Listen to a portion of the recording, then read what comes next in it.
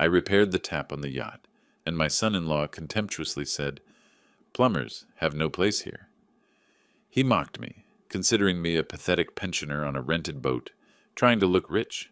Then I looked him in the eye and said, "This is my yacht." Their reaction was priceless.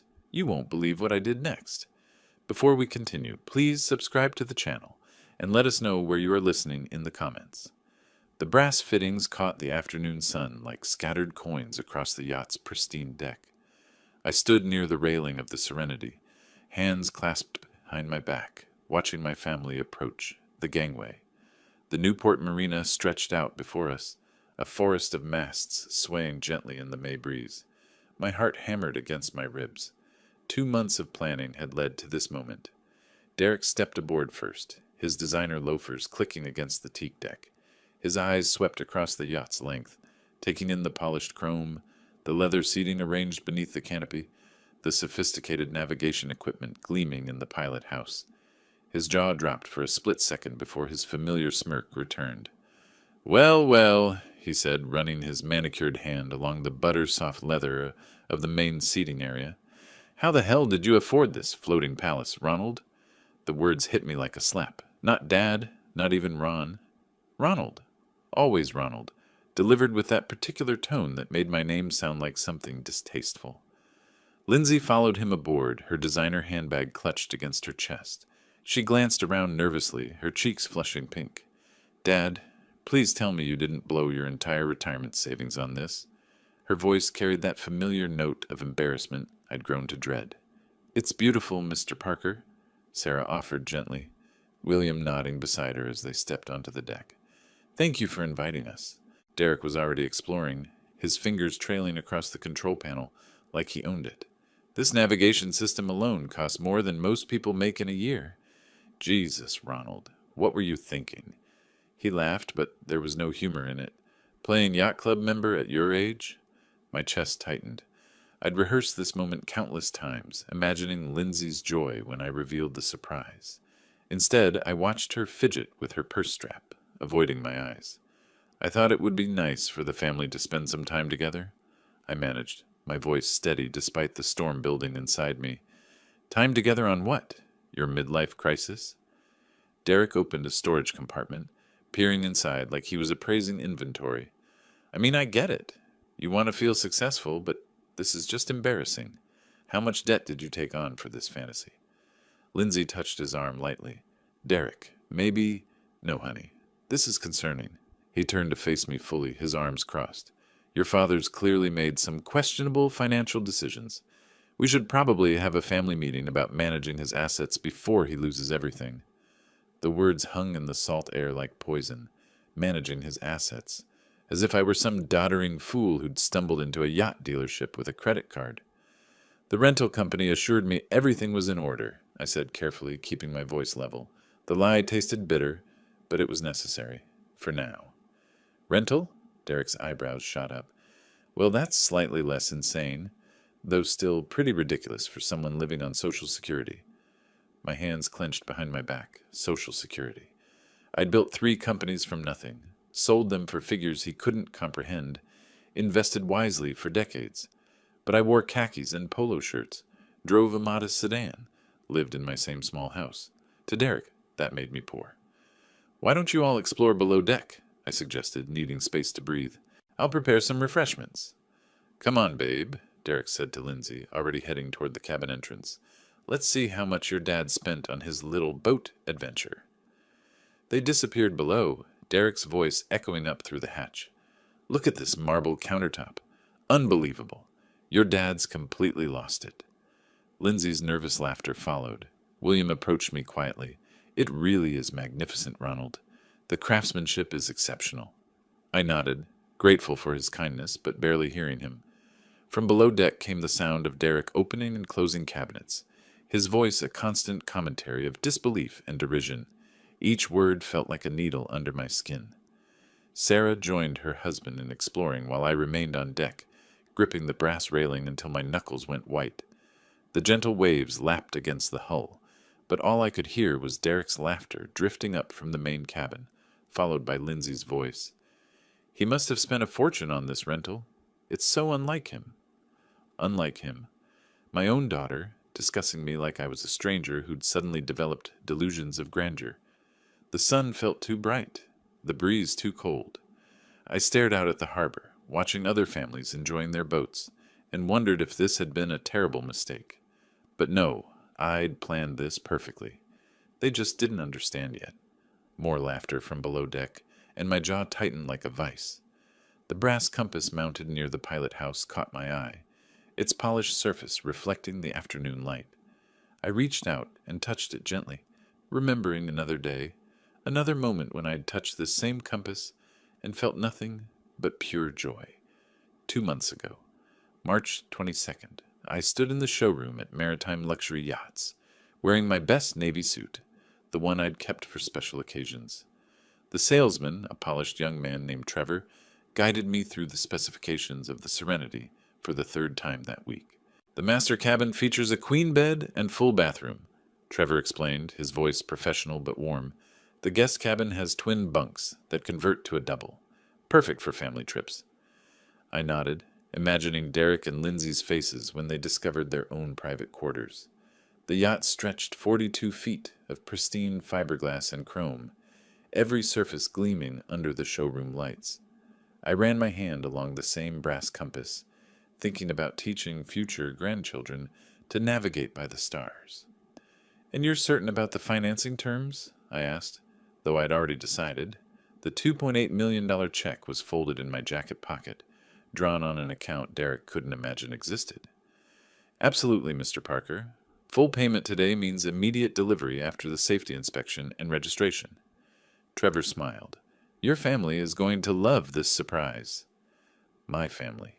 I'd been planning this moment since Lindsay's birthday the previous month, when she'd mentioned missing our old fishing trips. "I wish we could just escape on a boat somewhere," she'd said, looking tired from Derek's constant complaints about their finances. Here was the solution: a floating sanctuary where we could rebuild our relationship, away from Derek's endless need to diminish everyone around him. I'd even researched family-friendly routes along the New England coast, imagining weekends where Lindsay could rediscover her love of the water. "I'd like to add some personal touches," I told Trevor. "Family photos in the main cabin. Maybe install a sound system for music during dinners." "Of course, we can coordinate with our interior design team." I signed the papers with a steady hand, my excitement building with each signature. This wasn't just a yacht purchase. It was an investment in healing. The money came from Margaret's life insurance, funds I'd been saving for something meaningful. What could be more meaningful than bringing my daughter back? Trevor handed me the keys, 2 small pieces of metal that represented months of careful planning. "Will you be taking possession today?" "Next month," I said. "I want to surprise them by presenting it as a rental first, then revealing the truth during our trip." The strategy had seemed brilliant then. Let them enjoy the yacht without the pressure of knowing its true cost, then reveal the gift when they were already in love with it. I'd imagined Lindsay's tears of joy, her gratitude, maybe even Derek's grudging respect. Standing there in the showroom, holding those keys, I'd felt more hopeful than I had in years. My modest lifestyle had served its purpose. Everyone underestimated my resources. The surprise would be complete. "Your daughter is going to be so proud," Trevor had said, shaking my hand. "Proud." Yes, I'd imagined that too. Present moment. I opened my eyes, the memory dissolving like morning mist. The harbor stretched before me, unchanged, but everything felt different now. Below deck I could still hear Derek's voice, though the words were muffled by distance and deck planking. Footsteps approached on the teak deck behind me. I straightened my shoulders, feeling something shift inside my chest. The hope that had carried me through 2 months of planning was crystallizing into something harder, colder.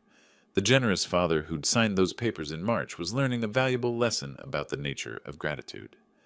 I turned as my family emerged from below deck, Derek's face flushed with what I now recognized as contemptuous amusement. The brass compass caught the light again, but this time it reminded me of something else entirely. Navigation required knowing exactly where you stood before plotting your course. "Ronald, this is absolutely magnificent." William's voice carried genuine appreciation as he emerged from the yacht's stairway, his weathered businessman's hands trailing along the polished handrail. "The craftsmanship is extraordinary. You've chosen something truly special." His words felt like cool water on a burn. I straightened slightly, releasing my death grip on the brass railing. Sarah followed behind him, her silver hair catching the afternoon light, eyes bright with sincere admiration. "The woodwork below is stunning," she added, settling her light cardigan around her shoulders. "That mahogany dining table, it's museum quality." Derek snorted, stepping up behind his parents with Lindsay close beside him. "Yeah, well, when you're spending someone else's money on a rental, might as well go big, right?" He gestured expansively at the yacht's gleaming surfaces. "Dad probably spent more on this weekend than Ronald makes in 6 months." The comparison hit like a physical blow. William stiffened almost imperceptibly, while Sarah's smile faltered for just a moment. Lindsay let out that nervous laugh I'd grown to dread, the sound sharp against the gentle lapping of waves. "Derek," William said quietly, but his son was already moving past them, running his fingers along the chrome fittings like he was appraising merchandise. "I mean, look at this sound system," Derek continued, touching buttons on the entertainment console. "Top of the line. The rental company probably charges extra for every feature. What's this costing you, Ronald? $2,000 for the weekend? 3? My jaw clenched. 3,000 wouldn't cover the monthly dock fees. "It's beautiful, Dad," Lindsay said, but her tone carried that familiar note of worried embarrassment. "Though maybe next time we could do something more practical? More practical, like miniature golf or a chain restaurant, something appropriately modest for her father's presumed circumstances." "Should we head below for lunch?" I managed, my voice steady despite the storm building inside my chest. "I've prepared some refreshments." "Lunch on the yacht!" Derek clapped his hands together mockingly. "Living the dream, Ronald. Too bad it's just for a weekend." William's frown deepened as we moved toward the salon's entrance. I led the way down the few steps into the main cabin, the mahogany dining table gleaming under soft overhead lighting. The setting was perfect. Bone china, crystal glasses, silver utensils arranged with careful precision. Everything I'd planned to make this moment special. "Oh my," Sarah breathed, taking in the elegant table setting. "Ronald, this is lovely. You've gone to such trouble." "No trouble at all," I replied, pulling out chairs for the ladies. Sarah sat gracefully, while Lindsay perched nervously on the edge of her seat. Derek remained standing, examining the built-in bar with obvious covetousness. "Fully stocked too, I see. Premium brands." He lifted a bottle of aged scotch, checking the label. "This bottle alone probably costs more than most people's car payments." "Derek," William said more firmly this time. "What? I'm just appreciating the finer things in life." Derek's grin was sharp-edged. "Not everyone gets to play millionaire for a weekend." The words hung in the air like smoke. Sarah busied herself with her napkin, while William studied his son with growing disapproval.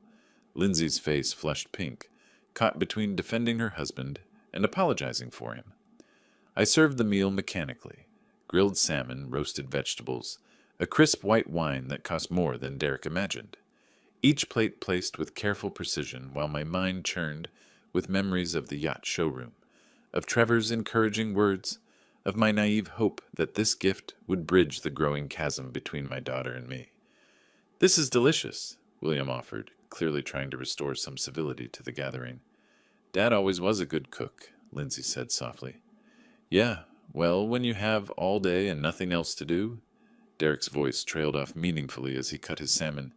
"Retirement must be nice. No responsibilities, no pressure to provide for anyone."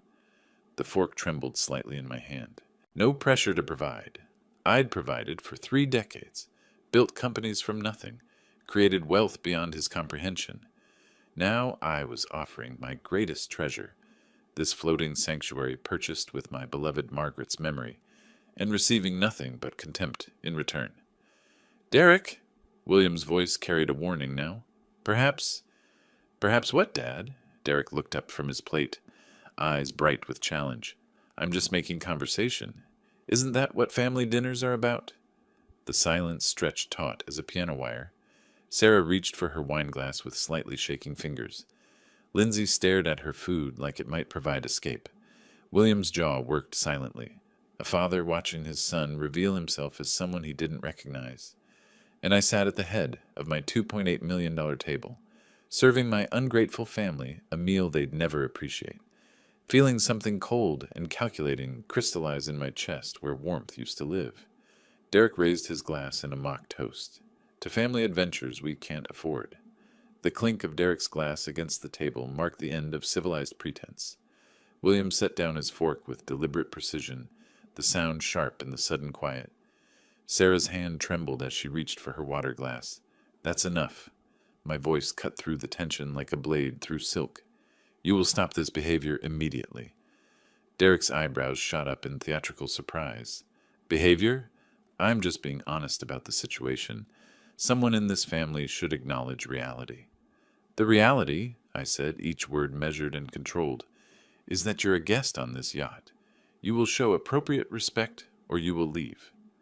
Lindsay's intake of breath was audible. She'd never heard me speak to Derek with such firmness. Neither had Derek, judging by the way his smirk faltered for a fraction of a second before returning full force. "Guest?" Derek laughed, but it sounded forced now. "Come on, Ronald. We're family. I can't express concern about your financial decisions?"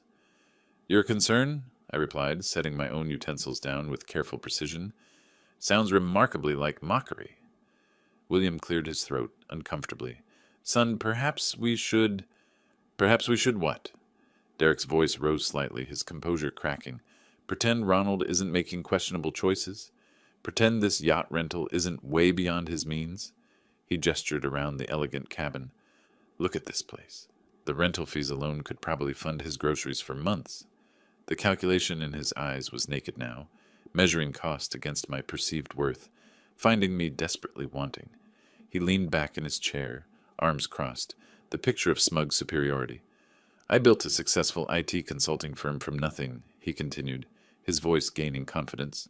"I understand money, understand value. And this?" He waved dismissively at the crystal in china. "This is someone trying to play in a league where he doesn't belong." Sarah's face had gone pale. William's knuckles were white where he gripped his napkin. Even they could see their son had crossed a line that couldn't be uncrossed. But Lindsay, my own daughter, nodded slightly. A tiny motion, barely perceptible, but I caught it. She agreed with him. After everything I'd sacrificed, everything I'd given, she saw me through his eyes.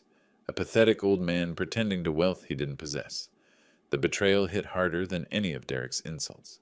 "I think," I said, my voice deadly quiet, "you should excuse yourself from this table." Derek's laugh was sharp as breaking glass. "Excuse myself? From a rented yacht?" He stood abruptly, his chair scraping against the floor. "Maybe I will. Suddenly the air feels a bit stifling in here." He moved toward the stairs leading to the deck, pausing at the threshold. "Don't worry about cleaning up, Ronald. I'm sure the rental company has people for that. Wouldn't want you to strain yourself." His footsteps echoed on the deck above us, deliberately heavy, claiming space that wasn't his to claim. The salon fell silent except for the gentle creaking of the yacht against its moorings. William spoke first, his voice thick with embarrassment. "Ronald, I apologize. That was completely unacceptable." "Inexcusable?" Sarah added, her eyes bright with unshed tears. "I don't know what's gotten into him." Lindsay said nothing, staring at her untouched salmon, like it held the secrets of the universe. When she finally looked up, her eyes were defensive. "He's just protective of family finances," she said quietly. "We've been talking about buying a house, and money is tight, and seeing this—" She gestured helplessly around the cabin. "It's hard to understand the priorities." The priorities.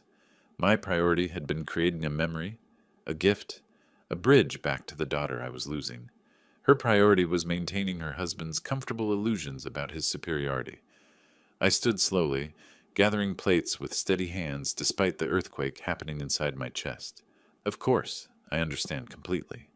But I understood more than she realized. I understood that my generous father's heart had been naive, that love wasn't enough to overcome contempt, that respect couldn't be bought with gifts. I also understood that Derek had just made the gravest mistake of his life.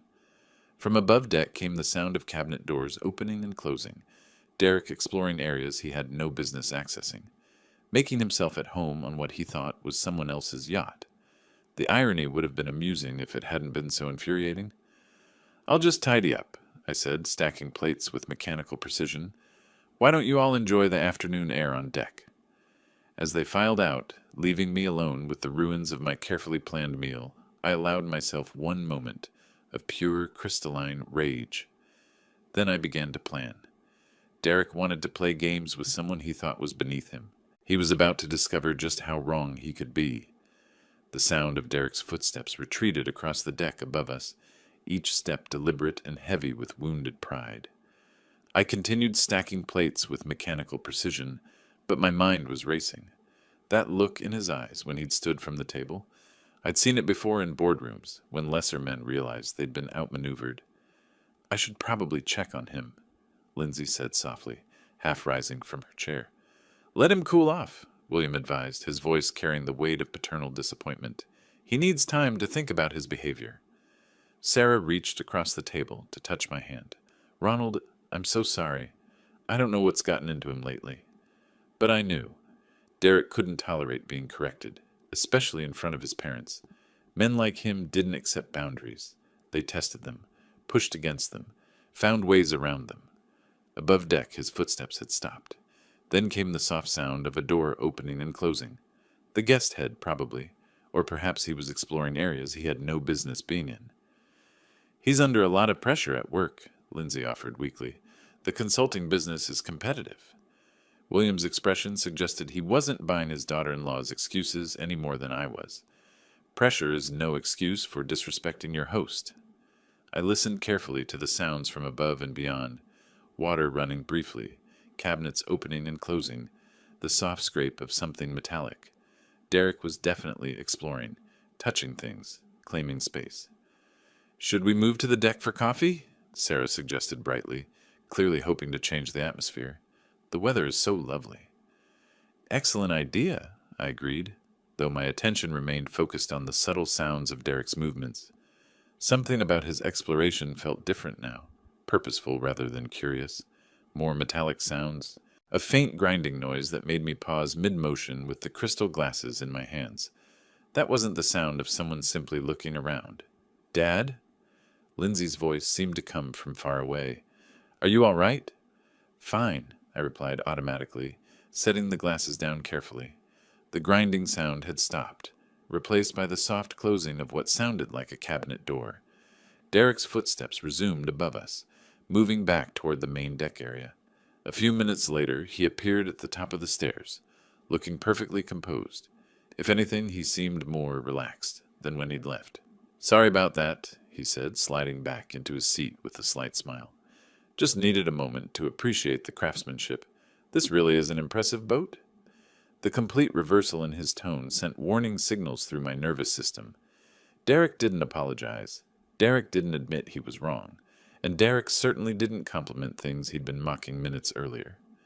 "Feeling better?" William asked cautiously. "Much." Derek picked up his water glass, looking remarkably pleased with himself. "Actually, I was thinking maybe I should help with the cleanup. It's the least I can do after, well, you know." Lindsay's face brightened immediately. "That's sweet of you, honey." But I was studying Derek's expression, noting the way his eyes avoided mine, the slight upturn at the corner of his mouth that suggested private satisfaction rather than genuine remorse. "I could wash up the dishes in the galley," he continued. "Get familiar with the boat's systems. Might be helpful if we run into any problems." "Problems?" The word hung in the air like smoke from a distant fire. "That's very thoughtful," Sarah said warmly. Very thoughtful indeed. Derek offering to help with household chores was about as likely as snow in August. But there he sat, the picture of reformed behavior, practically radiating false humility. I stood slowly, every instinct screaming that something was wrong.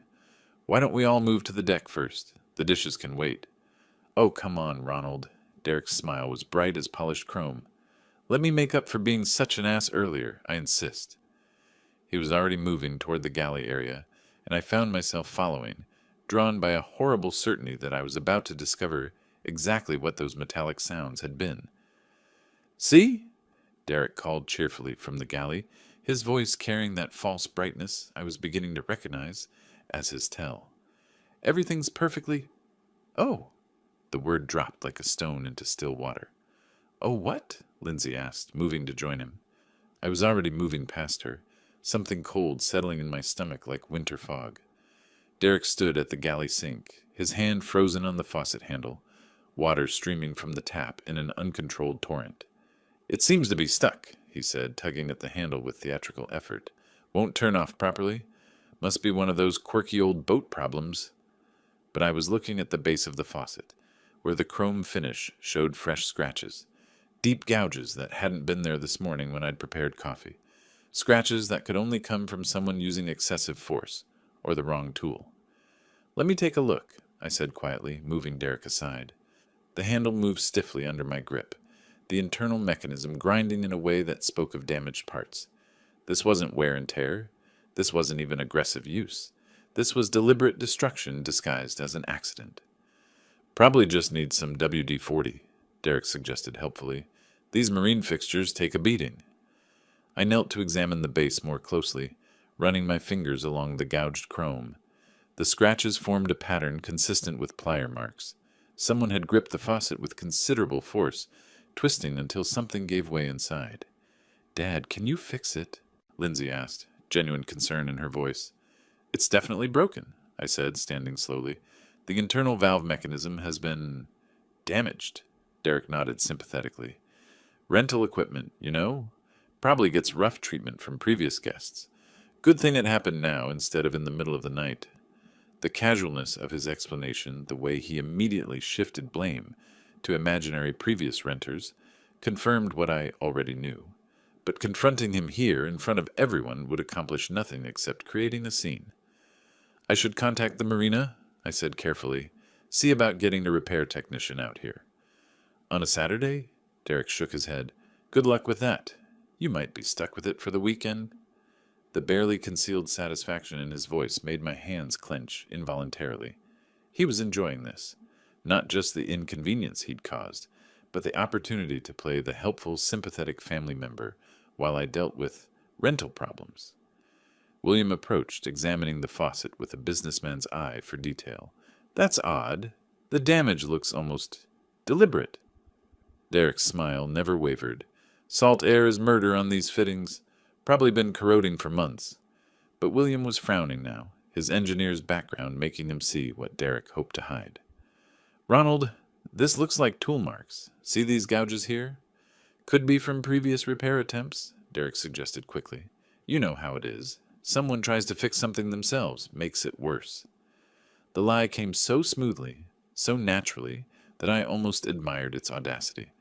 Derek was betting that his word as family would carry more weight than evidence, that no one would seriously consider he might deliberately sabotage his host's property. I'll need to check the boat's maintenance manual, I said finally.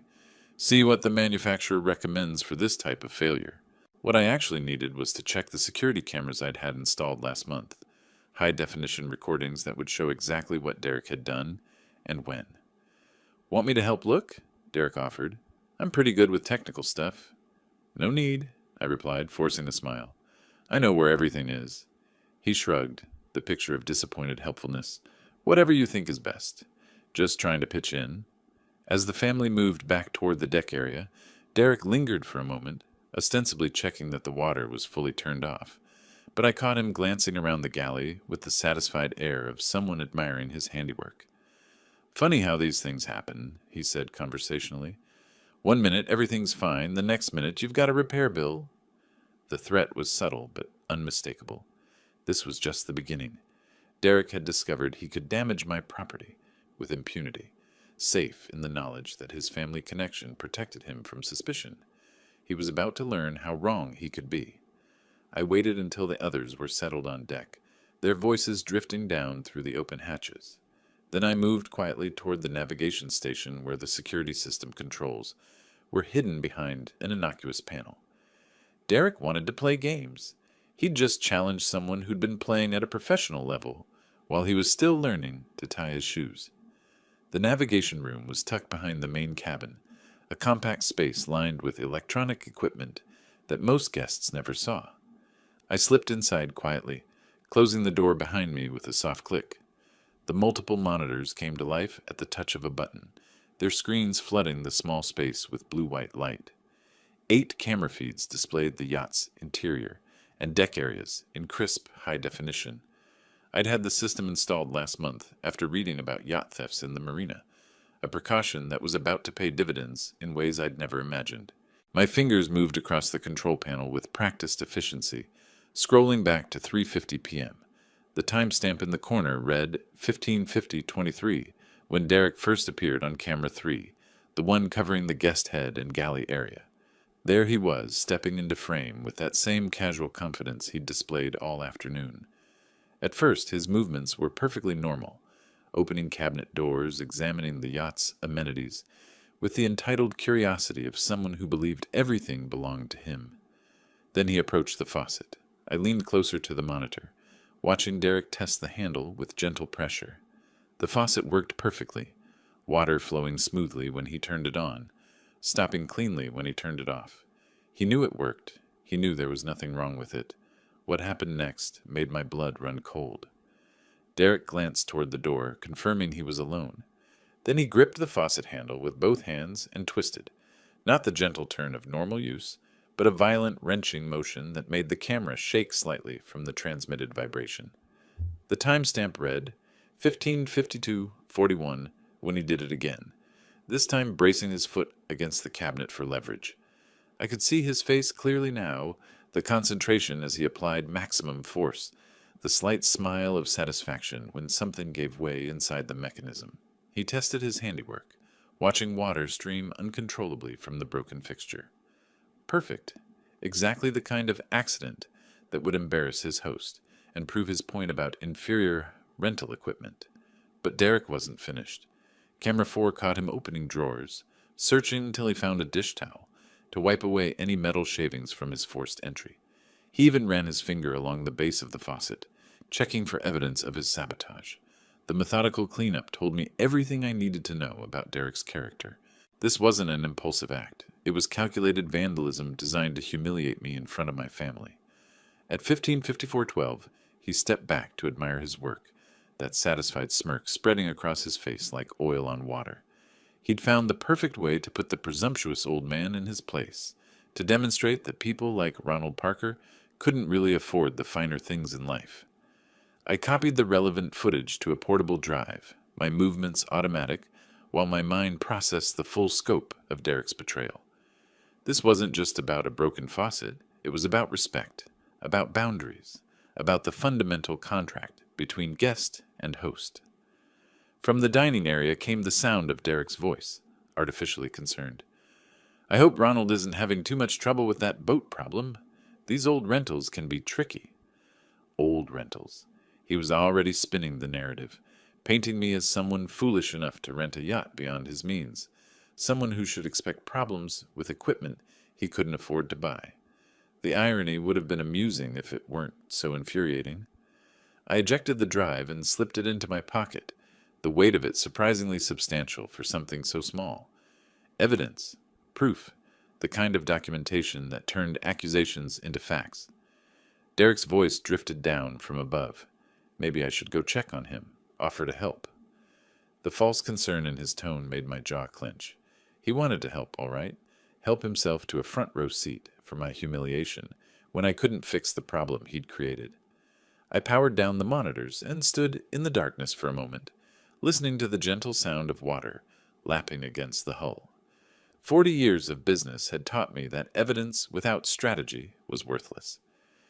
Derek had given me the ammunition, but I needed to choose my moment carefully. The sound of footsteps above told me my time for planning was running short. I moved quietly to the yacht's tool locker, selecting a precision wrench set and pipe sealant from the well-organized compartments. My hands worked automatically, gathering what I needed while my mind churned through years of memories. The damaged faucet could be repaired. Marine-grade fixtures were built to withstand far worse than Derek's tantrum. But as I knelt beside the broken mechanism, images flooded back of all the times I'd fixed things for Derek and Lindsay, all the problems I'd solved with my checkbook and my patience. Lindsay's graduate school tuition, $40,000 over 2 years. I'd written those checks gladly, proud of my daughter's ambition to earn her MBA. Derek had been grateful then, or at least he'd performed gratitude convincingly. "You're incredible, Mr. Parker," he'd said, using the formal address that now seemed less like respect and more like distance. Their wedding, $25,000 contribution. The memory stung fresh as I worked the wrench around the faucet's base. I'd insisted on paying for the flowers, the photographer, the upgraded reception venue. Every father wants his daughter's wedding to be perfect. I told Margaret's picture that night, wishing she could have been there to see Lindsay in her dress.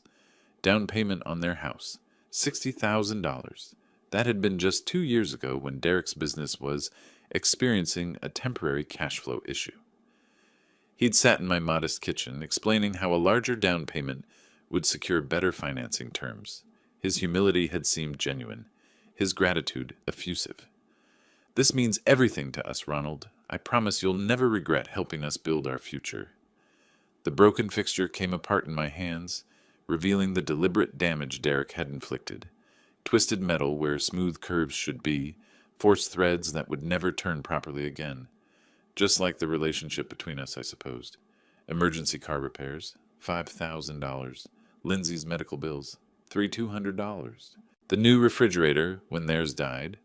1-800, Christmas gifts, birthday surprises, anniversary dinners I'd insisted on paying for. The list went on, a decade of generosity that had apparently purchased nothing but contempt. Each act of kindness had been met with Derek's practiced appreciation, his assurances that he'd never forget my support. Yet here I was, kneeling on the floor of my own yacht, repairing damage he'd inflicted out of spite. From above came Derek's voice, louder now. "Should we go check on Ronald? He's been down there quite a while." Lindsay's response was muffled but concerned. Maybe the repair is more complicated than he thought. More complicated? Everything was more complicated than it seemed. The yacht they thought was rented. The wealth they assumed I didn't possess. The man they believed was beneath their consideration. I threaded new gaskets into place, my movements precise despite the anger coursing through my veins.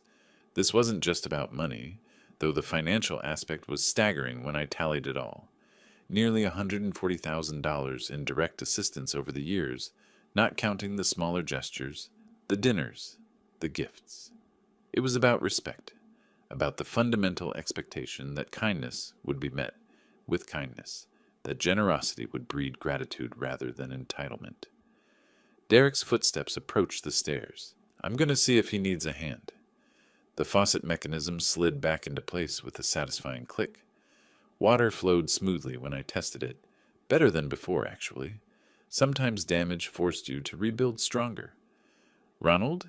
Derek's voice carried that false note of helpful concern. "Everything okay down there?" I stood slowly, wiping my hands on a clean rag while calculating my next move. Derek thought he'd won some small victory by breaking my property. He had no idea that he'd just triggered a war he was spectacularly unprepared to fight. The man approaching to offer his help had never built a business from nothing, had never negotiated million-dollar deals or outmaneuvered competitors who tried to destroy him, had never learned that, in real conflict, the person who controls the information controls the outcome. Derek was about to receive an education in exactly what kind of man he'd chosen to cross. "There he is!" Derek's voice carried across the dining area with theatrical relief as I stepped up from the lower deck. We were starting to worry. How'd the repair go? He was leaning back in his chair, arms crossed in satisfaction, that same smug expression he'd worn when he first stepped aboard. The picture of concerned family member soliciting sympathy for poor Ronald's boat troubles. "The old equipment giving you fits?" he continued with mock sympathy. "I was just telling everyone how these rental companies cut corners on maintenance. Probably haven't serviced that faucet in years." I set my tablet on the dining table with deliberate precision, watching Derek's face as I pulled out a chair. "Actually, Derek, I'd like to ask you something specific about that faucet." "Me?" His eyebrows shot up in theatrical innocence. "I'm no plumber, Ronald, though I did notice the fixture looked pretty corroded when I washed my hands earlier." Lindsay shifted uncomfortably in her seat. "Dad, Derek was just trying to help. He mentioned the water pressure seemed off." "Is that what he mentioned?" I kept my voice level, my eyes fixed on Derek's face. "Because I'm curious about exactly what happened when you were down there." Derek's smile never wavered, but something flickered behind his eyes, A split second of calculation before the performance resumed. Like I said, just use the facilities. Noticed the faucet was acting up, but figured you'd want to handle it yourself. William cleared his throat uncomfortably. Ronald, perhaps we should focus on getting a repair technician. Derek, I interrupted quietly, why did you deliberately break the faucet? The words dropped into the conversation like stones into still water. Derek's laugh was a beat too late, a fraction too loud. Break it? Ronald, what are you talking about? I didn't break anything. Dad, Lindsay's voice carried a warning edge. That's a serious accusation. Derek would never, wouldn't he? I reached for my tablet, powering it on with steady fingers, because I have some footage that might interest everyone. Derek's confidence faltered for just a moment, a micro-expression of concern before the mask snapped back into place. Footage? What footage? The yacht has a security system, I said calmly, watching his face drain of color. 8 cameras, high definition with audio recording. Very thorough coverage. The silence stretched like a taut wire. Derek's Adam's apple bobbed as he swallowed hard, but his voice remained steady. Well, then you'll see exactly what I told you. I used the bathroom, noticed a problem with the faucet, and came back up. We'll see, I agreed, opening the video application. Let's all take a look together.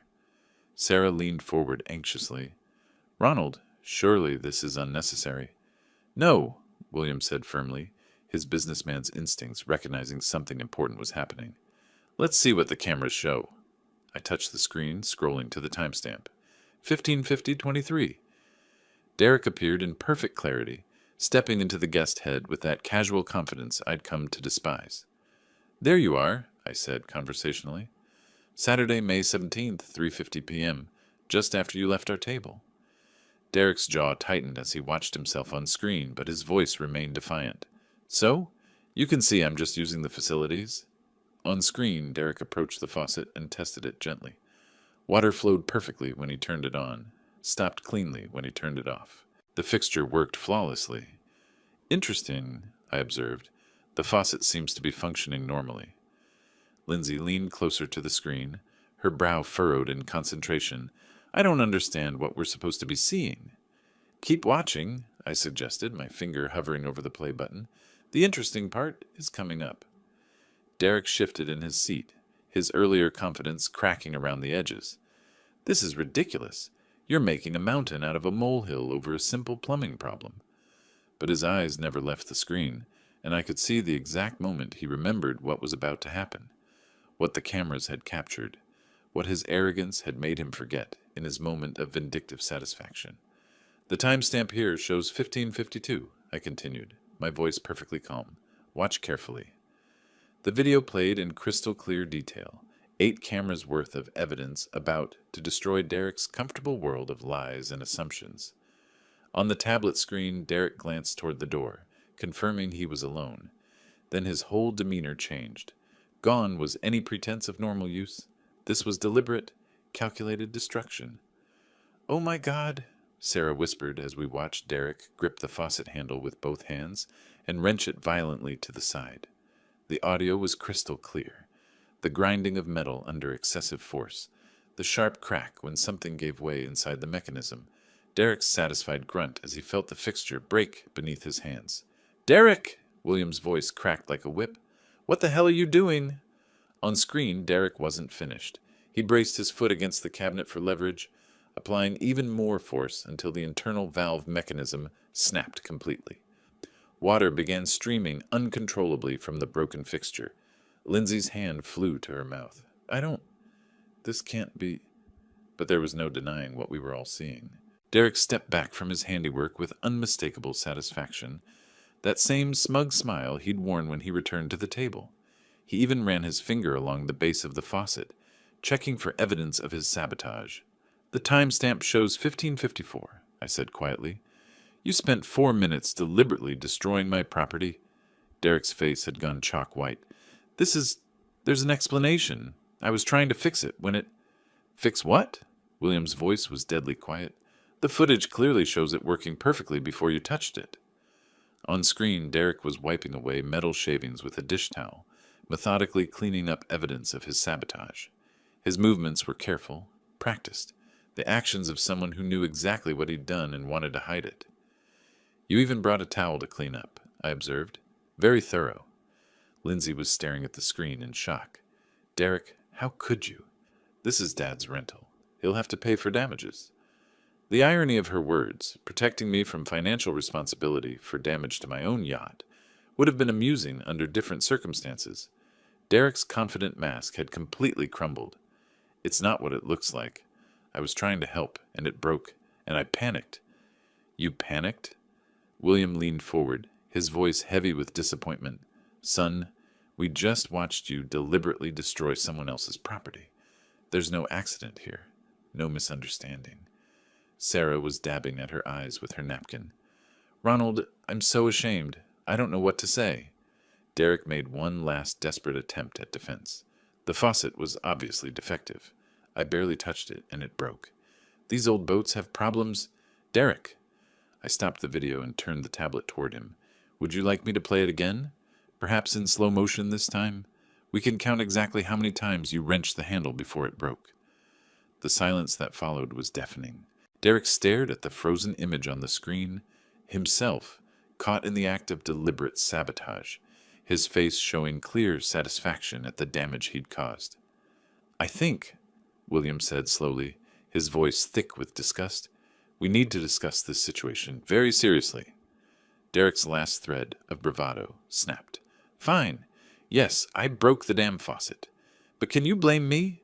Ronald's been acting like some kind of yacht club millionaire all day, throwing money around on rentals he can't afford, trying to make the rest of us feel small. The admission hung in the air like poison gas. Even Derek seemed shocked that he'd finally said it out loud. Lindsay was staring at her husband like she'd never seen him before. You did this on purpose? To hurt my father? To teach him a lesson about living within his means, Derek shot back, his true nature finally emerging without disguise, about not pretending to be something he's not. The perfect opening. I closed the tablet and smiled for the first time all day. Well, Derek, I said quietly, speaking of pretending to be something you're not, I think it's time we discussed exactly what you don't know about this situation. Derek's hands were shaking as he leaned forward in his chair, trying to salvage what remained of his dignity. Look, Ronald, maybe I got a little carried away, but it's just a minor repair on a rental boat. These things happen. Just a minor repair on a rental boat. The words hung in the air like the smell of sulfur after lightning strikes. You're absolutely right, I said quietly, watching his face carefully. This is about understanding what kind of person vandalizes someone else's property for sport. Vandalizes? Derek's voice cracked slightly. Come on, that's a strong word. I was frustrated. Maybe I used a little too much force, but let's keep this in perspective. We're talking about a weekend rental here. William shifted uncomfortably in his seat. Son, we all saw the video. There's no excuse for... Dad, please. Derek's mask was slipping further with each word. I made a mistake, okay? But Ronald's acting like I burned down his house. It's a rented yacht. The insurance will cover it. Rich guys like the owner probably write this stuff off as business expenses anyway. Rich guys like the owner. The irony was so perfect it felt scripted. You keep mentioning that this is a rental, I observed, picking up my tablet and setting it aside with deliberate care. You seem very concerned about the financial implications for the owner. Well, yeah. Derek straightened slightly, sensing an opportunity to regain moral high ground. I mean, you're obviously way over your budget here, Ronald. This whole yacht club fantasy, it's not sustainable. Someone like you trying to play millionaire for a weekend, it's just sad. Lindsay winced visibly. Derek, please don't. Someone like me? I repeated softly. Look, no offense, but let's be realistic. Derek was warming to his theme now, the familiar arrogance creeping back into his voice. You're a retired... what? Plumber? Carpenter? Living on Social Security, trying to impress us with boats you can't afford. It's embarrassing, Sarah gasped audibly. William's face had gone red with shame. But Derek wasn't finished. Guys like you don't belong on yachts like this. You belong in fishing boats. Maybe a pontoon if you save up. This? He gestured around the elegant cabin. This is for people who actually earned it. The silence that followed was absolute. Even the gentle lapping of water against the hull seemed to pause, waiting for what came next. I stood slowly, my hands steady, my voice calm as morning mist. "Derek," I said, "this is my yacht." The words dropped like anvils into still water. Derek's mouth opened, then closed, then opened again without sound emerging. Lindsay's hand flew to her chest. William looked like he'd been struck by lightning. "Your... what?" Derek's voice was barely a whisper. "My yacht," I repeated clearly. "I bought it in March for $2.8 million. Cash." The color drained from Derek's face so quickly I thought he might faint. That's not possible. The Serenity is registered in my name with the Coast Guard. The marina has my credit card on file for monthly slip fees. The insurance policy lists me as sole owner. I let each fact settle before continuing. I purchased it as a gift. Lindsay found her voice first. "A gift? For who?" I looked directly at Derek, watching understanding dawn in his eyes like sunrise over a cemetery. "For you and your husband," I said simply.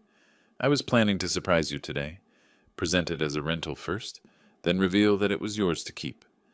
The sound Lindsay made was somewhere between a sob and a gasp. Derek had gone completely white, his mouth working soundlessly.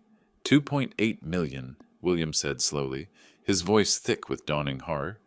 "You were going to give them a $2.8 million yacht?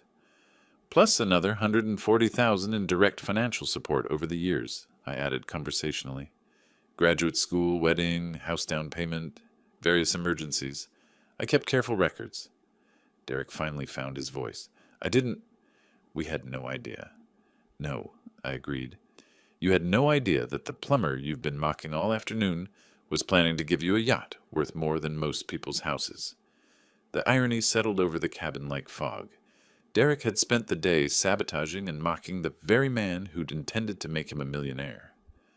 "Ronald," Sarah whispered, tears starting in her eyes, "we're so sorry." But I was still looking at Derek, watching him process the full magnitude of what his arrogance had cost him. I corrected gently, was planning to give you a yacht." Derek's face went through a spectrum of emotions: shock, disbelief, calculation, and finally, desperate panic, as the full implications hit him. "Wait," he said, lurching forward in his chair. "You said was planning. That doesn't mean... we can work this out, right? Now that I understand the situation?" "Now that you understand the situation," I repeated quietly. "What exactly do you understand?" "That I made a terrible mistake. I had no idea this was your yacht, Ronald. If you'd known I owned it, you would have treated me with respect." I let the question hang in the air. "But since you thought I was just some poor retiree playing above his station, disrespect was acceptable?" Derek's mouth opened and closed like a fish gasping for air. Beside him, Lindsay was staring at her hands, finally beginning to understand the choice she'd made between her husband and her father. "That's not what I meant," Derek stammered. The stress of work and seeing you spend so much on a rental when..." "When what?" William interrupted, his voice sharp with disappointment. "When you decided your father-in-law needed to be taught a lesson about his place?" Sarah was dabbing her eyes with a tissue. "Derek, how could you do this? Ronald has been nothing but generous to this family." "I know that now," Derek's voice cracked with desperation. "But we can fix this, right? I'll pay for the faucet repair. Hell, I'll pay for a complete renovation of the galley. We can put this behind us." I walked to the yacht's large window, looking out at the peaceful harbor where other families were enjoying their boats, without sabotage or disrespect clouding their afternoons. "The faucet is already repaired," I said calmly. "Took about 20 minutes. Marine fixtures are built tough. They have to be to withstand the kind of deliberate abuse you inflicted." "Then what's the problem?" Derek's voice carried a note of desperate hope. "No harm, no foul, right?" I turned back to face him. "The problem, Derek, is that you revealed exactly who you are. When you thought I was vulnerable, when you believed I was beneath you, you chose cruelty. That's not a faucet problem. That's a character problem." Lindsay finally looked up from her hands. "Dad, I know Derek was wrong, but what, sweetheart?" I asked gently. "But I should overlook deliberate sabotage because he apologized after getting caught? But I should ignore years of subtle disrespect because he promises to do better now that he knows I have money?" She had no answer for that. None of them did. "The yacht remains mine," I continued. The gift offer is permanently withdrawn. Derek, I think it would be best if you and Lindsay gathered your things and left. You can't be serious, Derek protested. Over one stupid mistake? One stupid mistake? William's voice was incredulous. Son, you deliberately vandalized a man's property after he invited you aboard as a guest. You've spent the afternoon mocking and belittling him. Even now, you're more concerned about losing a gift you never knew existed than about the hurt you've caused. Derek looked around the table, seeking support that wasn't there. Even Lindsay couldn't meet his eyes. Fine, he said finally, standing abruptly. Come on, Lindsay. Let's get out of here. Lindsay stood slowly, looking torn between following her husband and staying with her father. Dad, You made your choice clear today, I said softly. I hope it was worth it. As Derek and Lindsay gathered their belongings and headed toward the gangway, William approached me. Ronald, I can't begin to express how ashamed I am of my son's behavior. If you'd prefer us to leave as well? Absolutely not, I said firmly. You and Sarah have shown nothing but respect and grace. Please stay. Let's enjoy the rest of this beautiful afternoon as it was meant to be enjoyed. Through the window, I watched Derek and Lindsay walking down the dock toward the parking area, Derek gesticulating angrily while Lindsay walked in silence. They looked small against the backdrop of the harbor, diminished by their own choices. Sarah joined William and me at the window. Do you think they'll be all right? Derek will land on his feet, I said. Men like him always do. As for Lindsay, I sighed, she'll have to decide whether she wants to build a life with someone who destroys bridges out of spite. William poured 3 glasses of wine from the bottle we'd opened earlier. To character, he said simply. To character, Sarah and I echoed. As the sun moved lower toward the horizon, painting the water in shades of gold and amber, I felt something I hadn't experienced in years. Perfect peace. Justice had been served not through revenge, but through natural consequences. Derek had destroyed his own inheritance with his own hands, just as surely as he'd destroyed that faucet. The brass compass caught the afternoon light one more time, pointing true north as always. If you liked this story, please like this video, subscribe to the channel, and share your impressions of this story in the comments. To listen to the next story, click on the box on the left. Thank you for watching.